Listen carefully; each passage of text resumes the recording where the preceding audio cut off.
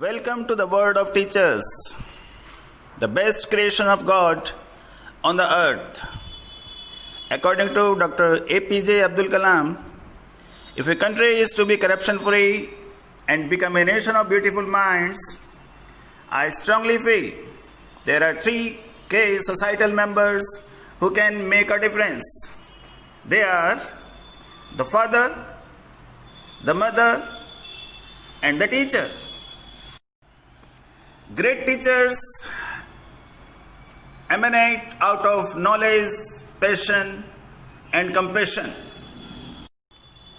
If we follow four things: having a great aim, acquiring knowledge, hard work, and perseverance, then anything can be achieved.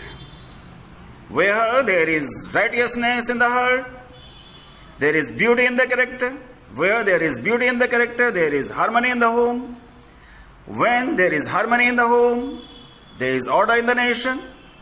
When there is order in the nation, there is peace in the world. Peace in the world is the ultimate aim of the human being. And we cannot achieve it without the contribution of the teachers. This World Teachers' Day, let us remember the ones who taught us how to be a great human being through an effective way of teaching. This World Teachers' Day, let us remember the ones who taught us how to be a great human being through an effective way of teaching. On this special occasion, we should appreciate our teachers and honor them for their contribution not only to us but for the entire society. On this special occasion, we should appreciate our teachers and honor them for their contribution not only to us but for the entire society. A teacher is the best person in the human life. He is second parent of the child. When a student gets brilliant marks, the parents and teachers are most happy persons because a teacher is the best person in human life. He is second parent of the child.